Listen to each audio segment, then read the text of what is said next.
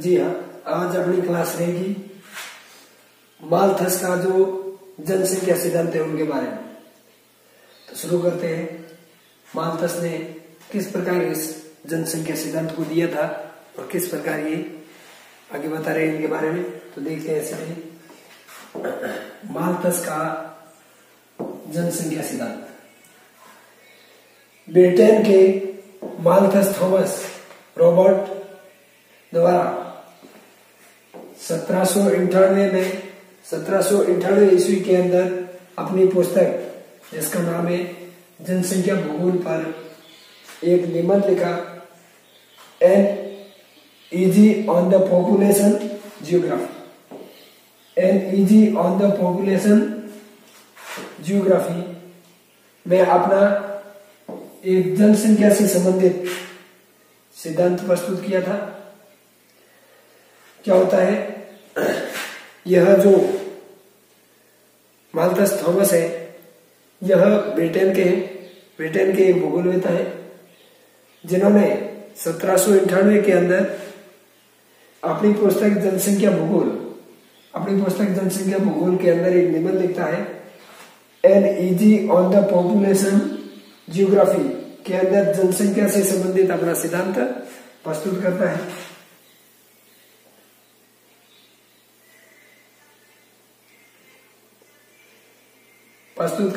क्या बताता है देखते हैं।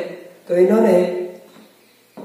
इन्होंने जनसंख्या वृद्धि का जो मानव कल्याण के ऊपर पड़ने वाला जो प्रभाव है, मानव कल्याण के ऊपर पड़ने वाला प्रभाव के अध्ययन से संबंधित प्रश्न के संदर्भ में अपना सिद्धांत है इनको विकसित किया है। यानी जो माल्थस है इन्होंने अपना जो सिद्धांत दिया था यह मानव कल्याण के ऊपर जो प्रभाव पड़ रहा था उनसे संबंधित जो प्रश्न उठा था, जो सवाल उठा था, उनके ऊपर अपना सिद्धांत है वो विकसित कर रहा है।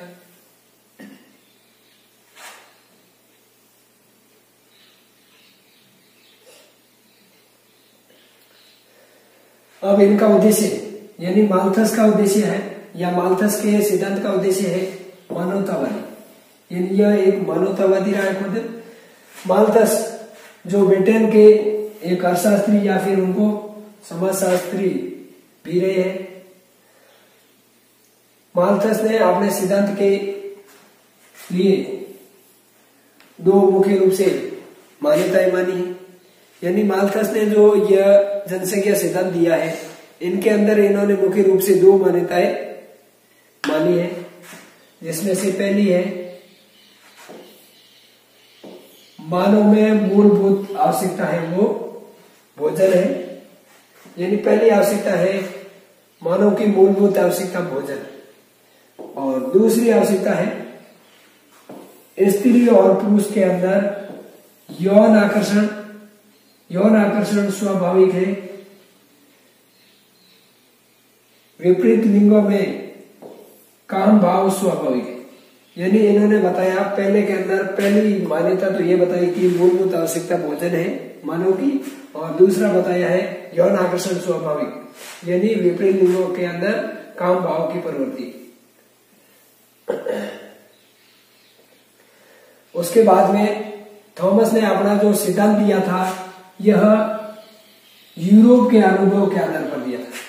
यानी थॉमस ने अपना सिद्धांत यूरोप के अनुभव के आधार पर प्रस्तुत किया, जिसके अंदर उपयुक्त जो ऊपर दो मान्यताएं बताई थी उनके अनुसार अनियंत्रित जनसंख्या एवं खाद्यान्न उत्पादन के संबंधों के आधार पर स्पष्ट करते हुए इस माल्थस ने बताया कि पृथ्वी की जो उर्वर शक्ति है इनसे स्त्रियों की उत्पादन शक्ति है वो अधिक होती।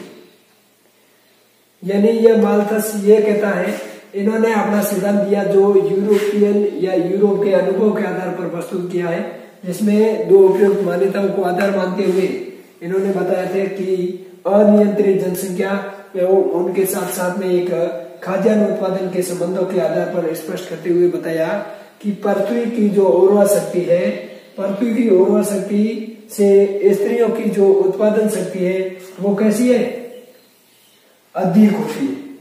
यह थॉमस माल्थस बताते। इनसे अपने को पूर्ण रूप से पता चल जाता है कि यहाँ पर मुख्य रूप से अपने जनसंख्या के अंदर वृद्धि देखने को मिल रही है, सीधा सीधा स्पष्ट हो जाता है। विश्व के अंदर अनियंत्रित जनसंख्या के अंदर वृद्धि है वो एक गुणोत्तर या फिर ज्यामितीय रूप में बढ़ रही है, जैसे 1, 2, 4, 8, 16, 32, 64 इस प्रकार। यानी जो विश्व के अंदर अब जो जनसंख्या बढ़ रही है, यानी विश्व के अंदर अनियंत्रित जनसंख्या के अंदर जो वृद्धि हो रही है वो किस रूप में हो रही है, तो वो गुणोत्तर या फिर ज्यामितीय रूप के अंदर हो रही है। एग्जाम्पल के अंदर देखा जाए तो 1, 2, 4, 8, 16, 32, 64 इस प्रकार। अर्थात देखा जाए कि 25 वर्षों के अंदर जनसंख्या है वो अपने आप दुगनी हो जाती है। यानी विश्व के अंदर जो अनियंत्रित जनसंख्या है ये आगे बढ़ रही है, तो ये गुणोत्तर रूप में बढ़ती है। उस समय देखा जाए तो 25 वर्षों के अंदर यही जनसंख्या जो अपने आप में क्या हो जाती है, 2 गुणी हो जाती है। जबकि खाद्यान्न उत्पादन की बात की जाए तो खाद्यान्न उत्पादन में वृद्धि है वो एक समांतर रूप या फिर गणितीय श्रेणी के अंदर आगे बढ़ती है। जो एग्जाम्पल के रूप में देखें तो 1, 2, 3, 4, 5, 6, 7, 8 के रूप, यानी जो अनियंत्रित जनसंख्या थी वो तो गुणोत्तर रूप या फिर ज्यामितीय रूप में आगे बढ़ रही थी, और यह जो खाद्यान्न उत्पादन है इनके अंदर जो वृद्धि हो रही है वो समांतर श्रेणी के रूप में या फिर गणितीय रूप में हो रही है। जिसमें से एग्जाम्पल के रूप में देखें तो 1, 2, 3, 4, 5, 6, 7, 8 इस प्रकार हो रही है। अब अर्थात देखा जाए उसके अंदर जो अनियंत्रित जनसंख्या थी वो 25 वर्षों के अंदर तो 2 गुणी हो रही थी आपस में, लेकिन यहाँ खाद्यान्न उत्पादन की जो वृद्धि है ये 25 वर्षों के अंदर कितनी होती है, यानी 25 वर्षों के अंदर खाद्यान्न उत्पादन के अंदर यहाँ पर वृद्धि अपने 25% ही देखने को मिल रही है, क्योंकि यहाँ जो वृद्धि हो रही है वो गणितीय या फिर समांतर श्रेणी के रूप में हो रही है। इसलिए अतः अपनी जो जनसंख्या वृद्धि और खाद्यान्न उत्पादन में जो असंतुलन उत्पन्न होता है, जिसके परिणाम स्वरूप जनसंख्या को नियंत्रित करने वाले जो सकारात्मक कार्यों से जनसंख्या है वो नियंत्रित हो सकती है। उसके बाद में इन्होंने ये बताया कि जनसंख्या जो अनियंत्रित है और उनके साथ साथ में जो खाद्यान्न उत्पादन है इनके अंदर जो असंतुलन देखने को प्राप्त हो रहा है, इनके परिणाम स्वरूप जनसंख्या को नियंत्रित करने के लिए सकारात्मक कार्य है उनके आधार पर अपन जनसंख्या के ऊपर नियंत्रण पा सकते हैं।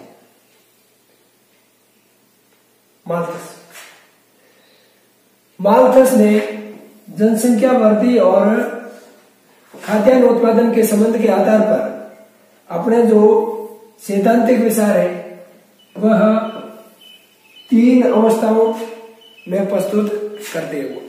यानी यही माल्थस अपने सिद्धांत के अंदर अपनी जनसंख्या वृद्धि और खाद्यान्न उत्पादन के संबंध के आधार पर अपना जो सैद्धांतिक विचार दे रहा है यह 3 अवस्थाओं के आधार पर प्रस्तुत करता है। तो ये भी आगे अपन अवस्थाओं को भी जानेंगे, उनसे पहले अपन उनकी विशेषताओं को भी जान लेते हैं, उनकी बातों को भी जान लेते हैं। तो माल्थस कहते हैं कि पृथ्वी की मेज है वो सीमित अतिथियों के लिए, जो बिना बुलाए आएगा उसे भूखा मरना पड़ेगा। यानी यह माल्थस अपने सिद्धांत के अंदर यह बताता है कि यहाँ पर जो ये पूरी पृथ्वी है यह एक सीमित मेज की तरह है, या पर अतिथियों के लिए ये बनी हुई है, और यहाँ जो बिना बुलाए आएगा उसे भूखा मरना पड़ेगा। यह कौन बताता है? यह माल्थस थॉमस कहता है। अब यह जनसंख्या है, इनको इनके ऊपर नियंत्रण करना है। तो नियंत्रण करने के लिए कौन कौन से उपाय हैं उनको जानते हैं। इस जनसंख्या के ऊपर नियंत्रण के उपाय हैं, उनको दो रूप में देखेंगे, उनके कारकों को देखेंगे। पहला सकारात्मक कारक और दूसरा कारक देखेंगे अपन जो एक निवारक या निरोधक के रूप में। तो सीधा ही देखते हैं अपन पहला कारक जो सकारात्मक कारक, यानी जनसंख्या नियंत्रण के उपाय है, उनके कौन कौन से कारक है। तो सकारात्मक कारक के अंदर युद्ध, अकाल और महामारियों के द्वारा जनसंख्या के ऊपर नियंत्रण होना। यानी इस सकारात्मक कारक के अंदर युद्ध होता है, कहीं अकाल पड़ता है या कई महामारियां देखने को मिलती है, उनसे भी जनसंख्या है उनके अंदर नियंत्रण किया जा सकता है। उसके बाद में जो दूसरा कारक है जो है निवारक या फिर निरोधक कारक। अब निवारक या निरोधक कारक जो जनसंख्या नियंत्रण है या अनियंत्रित जनसंख्या है उनको नियंत्रित करने के उपायों के अंदर दूसरा कारक आता है। तो इस निवारक या फिर निरोधक कारक को भी जब ध्यान में रखते हैं तो उनके अंदर 4 स्टेपों को फॉलो करते हुए अपन को ध्यान रखना होगा। इसमें से पहला स्टेप होगा विवाह से निवृत्ति, यानी विवाह से दूर रहना। नंबर 2, विवाह देरी से किया जाए। नंबर 3 है संतति निग्रह के लिए आत्म संयम का पालन, यानी आत्म संयम भी जरूरी। चौथी बात यह है कि ब्रह्मचर्य का पालन करें। किसके समय? विवाह के उपरांत ब्रह्मचर्य का पालन करें तो अपन इस जनसंख्या के ऊपर नियंत्रण पा सकते हैं। उसके बाद में जानते हैं कि यह जो माल्थस ने अपना सिद्धांत दिया था, इनकी आलोचनाएं कौन कौन सी है। तो इनकी कौन कौन सी आलोचनाएं होती है उनको जानते हैं। तो माल्थस का जो सिद्धांत था उनमें पिछड़े और विकासशील देशों के ऊपर यह लागू था। यानी जो यह माल्थस ने सिद्धांत दिया है ये पिछड़े और विकासशील देशों के ऊपर तो लागू होता है, लेकिन यह सिद्धांत विकसित देशों के ऊपर लागू नहीं होता। जो माल्थस का सिद्धांत है यह पिछड़े और विकासशील देशों के ऊपर तो हावी या प्रभावी या लागू हो जाता है, लेकिन ये विकसित जो राष्ट्र है, देश है, उनके ऊपर यह अपना साप या प्रभाव नहीं छोड़ पाता है और लागू नहीं होता है। ये आलोचनाओं के अंदर पहली आलोचना है। उसके बाद में माल्थस के ऊपर जो दूसरी आलोचना आती है उनके सिद्धांत के ऊपर वो देखते हैं। तो माल्थस ने जो खाद्यान्न उत्पादन है वो एक समांतर श्रेणी से बताया था, जबकि हरित क्रांति जैसे प्रभावों से खाद्यान्न के अंदर दुगने से भी अधिक वृद्धि देखने को मिल रही है। यह एक दूसरी आलोचना देखने को मिल रही है अपने को। यानी जो माल्थस का यह सिद्धांत है, इनके अंदर दूसरी जो आलोचना है वह यह है कि यह माल्थस ये बताता था कि खाद्यान्न है, इनके उत्पादन है वो एक समांतर रूप में चल रहा है। तो ये चल रहा है तो आलोचना इनकी किस प्रकार हुई है कि आलोचक वो ये बताते हैं कि आलोचक ये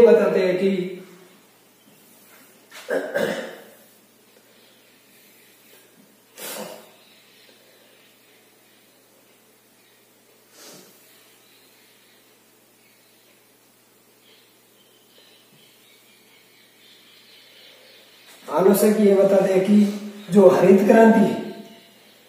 क्रांति है इनके प्रभाव से यहाँ पर खाद्यान्न है वो 2 गुना देखने को मिल रहा है। कितना? 2 गुना या 2 गुणे से अधिक इनकी वृद्धि देखने को मिल रही है। तो यह माल्थस के ऊपर दूसरी आलोचना आ जाती है। इसके बाद में अपन जानते हैं माल्थस के सिद्धांत के ऊपर जो तीसरी आलोचना आती है उनको। तो माल्थस ने किसी देश के यानी माल्थस ने किसी देश के सामाजिक और आर्थिक संसाधनों को शामिल नहीं किया है। किसमें? अपने उसी सिद्धांत में। यानी माल्थस ने जो अपना सिद्धांत दिया था उनके ऊपर जो तीसरी आलोचना आती है वो क्या कहती है कि किसी भी देश के सामाजिक और आर्थिक संसाधनों को इसके अंदर अपने जो सिद्धांत दिया था उसके अंदर शामिल नहीं किया है।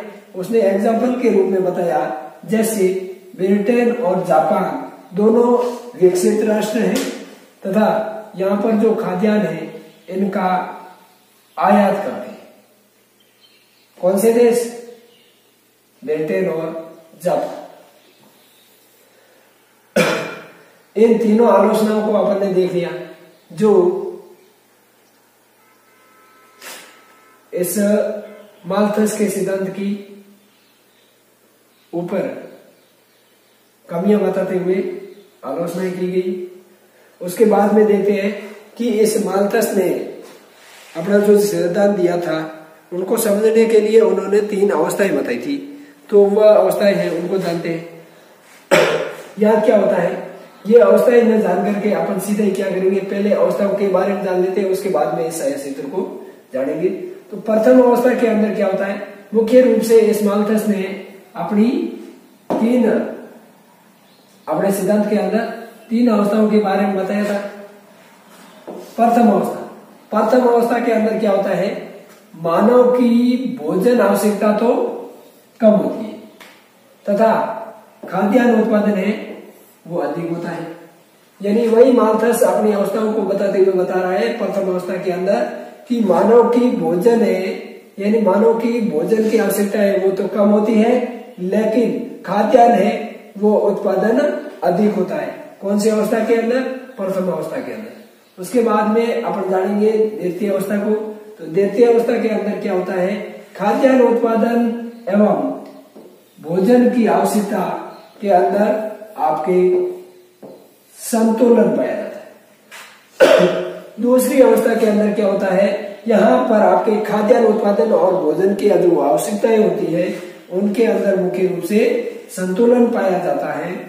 और उसके बाद में जो तीसरी अवस्था है उनको देखते हैं तो खाद्यान्न उत्पादन की अपेक्षा भोजन की आवश्यकता है वह अधिक होती है, जिसके कारण समाज के अंदर सकारात्मक एवं निवारक उपायों के द्वारा जनसंख्या को नियंत्रित होने या उनके सकारात्मक एवं निवारक उपायों के द्वारा जनसंख्या है वो नियंत्रित होने लगती है।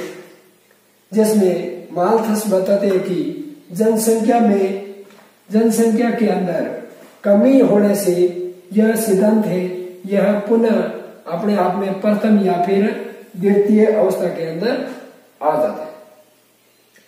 तृतीय अवस्था के अंदर क्या होता है, यहाँ पर जनसंख्या का जो आरेख है वो अपने आप में ग्रोथ कर लेता है और जो खाद्यान्न वाला है वो धीरे धीरे मंद सकता है यानी कम हो जाता है। इसलिए माल्थस ये बताता है कि यहाँ पर खाद्यान्न उत्पादन है उनकी अपेक्षा भोजन की आवश्यकता अपने आप अधिक हो जाती है। उसके कारणों की बात की जाए, उनके कारण समाज के अंदर जो सकारात्मक या फिर निवारक जो उपाय है उनके द्वारा अपन इस जनसंख्या के ऊपर क्या कर सकते हैं, नियंत्रण कर सकते हैं। जिससे माल्थस ये बताता है कि जनसंख्या में कमी होने से यह सिद्धांत अपने आप क्या हो जाएगा, या तो प्रथम अवस्था या फिर सेकेंड अवस्था के अंदर आ जाएगा। तो यह अपन ने जान लिए अवस्थाओं को। अब अवस्थाओं को जानिए तो अपन जानते हैं इस आरेख के आधार पर। इस आरेख के अंदर जो ये एक्स अक्ष है इनके ऊपर तो अपन समय को दर्शाएंगे जो 0, 2, 4, 6, 8, 10, 12 इस रूप में, और जो वाई एक्स है इनके ऊपर अपन देखेंगे जनसंख्या और खाद्यान्न के अंदर किस प्रकार वृद्धि हो रही है उनको। इस वृद्धि को देखते हैं तो शुरू करते हैं। उनसे पहले मैं आपको बता देता हूं जो जनसंख्या और खाद्यान्न की वृद्धि हो रही है, इनके आंकड़ों के अंदर 10, 20, 30, 40 इस प्रकार अपन ने अंतराल रखा है इनका आंकड़ों का और इनको समझते हैं। तो यहां पर यहां से लेकर के यहां तक यानी 0 से लेकर के 7 के मध्य अपन प्रथम अवस्था को देखते हैं। प्रथम अवस्था के अंदर क्या होता है, भोजन की आवश्यकता तो कम है और खाद्यान्न में वो अधिक देखने को मिल रहा है। यानी अपने को पता है, ये कह रहा है कि भोजन की आवश्यकता कम है, यानी इसमें देखें तो यह जनसंख्या वृद्धि के लिए है और यह खाद्यान्न उत्पादन के लिए। अब ये खाद्यान्न उत्पादन के लिए ये लाइन आ रही है, यहां से खाद्यान्न उत्पादन शुरू हो रहा है और यहां से आपके जनसंख्या वृद्धि शुरू हो रही है। तो खाद्यान्न उत्पादन है, इनको देखें तो यहां पर आपके भोजन है, इनकी आवश्यकता कम है। भोजन की आवश्यकता कम होगी तो खाद्यान्न तो अधिक देखने को मिल रहा है। तो ये खाद्यान्न यहां से शुरू हो रहा है, यहां से जनसंख्या, इसका मतलब जो ये गैप है ये वृद्धि के रूप में। तो आपने को पता है ये लाइन धीरे धीरे इस रूप में जा रही है। ये खाद्यान्न उत्पादन की होगी और ये होगी जनसंख्या वृद्धि की। पहले अवस्था के अंदर तो यहां पर आपने भोजन है, उनकी आवश्यकता कम और खाद्यान्न अधिक देखने को मिल रहा है। उसके बाद में देखते हैं द्वितीय अवस्था को। द्वितीय अवस्था के अंदर क्या पाया जाता है, यहां पर संतुलन पाया जाएगा। यानी द्वितीय अवस्था है वो संतुलन की अवस्था कहलाएगी। अब संतुलन कैसे, यही दोनों लाइनें आपस में क्या करती है, यहां पर एक दूसरे को काटती है। तो यह संतुलन है, संतुलन की स्थिति। यहां पर खाद्यान्न यानी दूसरी अवस्था के अंदर क्या होता है, जितनी मानव की खाद्यान्न की आवश्यकता है उनकी वहां पर पूरी तरह से पूर्णता देखने को मिलती है। यानी खाद्यान्न उनको प्राप्त हो जाता है, यानी आवश्यकता की पूर्ति अपने आप पूरी हो जाती है। इसके बाद में जो तीसरी अवस्था है, इसके अंदर क्या है, खाद्यान्न की आवश्यकता क्या हो गई, अधिक हो गई। यानी तीसरी अवस्था के अंदर अपने आप वापस जनसंख्या ऊपर जा रही है और यहाँ पर खाद्यान्न उत्पादन है वो नीचे जा रहा है धीरे धीरे। यानी यहाँ खाद्यान्न उत्पादन कम देखने को मिल रहा है तो इनकी आवश्यकता अपने आप अधिक हो जाएगी। ये हो जाता है आरेख के आधार पर। उसके बाद में अपन जानेंगे कि इस माल्थस का जो सिद्धांत है इनका महत्व क्या है, इसके महत्व को जानते हैं। तो माल्थस के सिद्धांत का महत्व क्या है उनको जानते हैं। तो माल्थस का सिद्धांत वर्तमान समय के अंदर एक व्यवहारिक रूप में देखा जाता है। जैसे सकारात्मक उपायों के द्वारा जनसंख्या के अंदर अपन क्या कर सकते हैं, नियंत्रण कर सकते हैं या नियंत्रण हो सकते हैं। क्या है कि इनके महत्वपूर्ण पहलू कौन कौन से सिद्धांत के, तो माल्थस का जो सिद्धांत है ये वर्तमान के अंदर भी आज भी एक व्यवहारिक रूप लिए हुए हैं। जैसे एग्जाम्पल के रूप में देखें तो इनके जो सकारात्मक उपाय थे इनके द्वारा अपन इस जनसंख्या के ऊपर क्या पा सकते हैं, नियंत्रण पा सकते हैं। अब वर्तमान के अंदर जो एक कोविड-19 महामारी आई थी उनके प्रभाव से भी इस विश्व के अंदर बड़ी संख्या के अंदर मौतें हुई थी। यह भी एक सकारात्मक पहलू है। तो यह भी एक इनका महत्वपूर्ण बिंदु था। उसने कहा था सकारात्मक कार्यों के अंदर कि महामारी, अकाल और युद्ध, इनके द्वारा भी अपन इस जनसंख्या के ऊपर नियंत्रण पा सकते हैं। उसके बाद में तीसरी बात को देखते हैं, जो तीसरा महत्व है। माल्थस सिद्धांत में जनसंख्या के जो विभिन्न सिद्धांत है उनका भी इनके आधार पर विकास हुआ है। यानी जो माल्थस ने अपना सिद्धांत दिया है इनसे बाकी जो जनसंख्या के अलग प्रकार के अलग अलग विभिन्न सिद्धांत आए हैं उनके अंदर भी विकास देखने को मिल रहा है। ये हो गए इनके महत्व। उसके बाद में अपन जानेंगे नव माल्थसवादी सिद्धांत है या उनकी विचारधारा क्या है। तो इनके अंदर क्या है, माल्थस की बातों के साथ में जो आलोचना हुई थी उनमें कुछ परिवर्तन हुआ है। तो यह नव माल्थसवादी सिद्धांत किसने दिया या ये विचारधारा कौन देता है? तो नव माल्थसवादी विचारधारा के जो प्रेरणा है यह आपके मार्गरेट सेंगर जो यूएसए का है और मैरी स्टीव्स ये आपके ब्रिटेन का है। इन दोनों ने नव मार्क्सवादी सिद्धांत या फिर विचारधारा दी। एक तो अमेरिकन है और दूसरा है ब्रिटेन का। अमेरिकन है जो मार्गरेट सेंगर है और मैरी स्टीव्स है ये आपके ब्रिटेन का है। इन दोनों ने इसके बारे में क्या बताया? इन्होंने कहा जनसंख्या वृद्धि को रोकने के लिए यहाँ पर जो संतति निग्रह है इनके लिए अपने को कृत्रिम गर्भ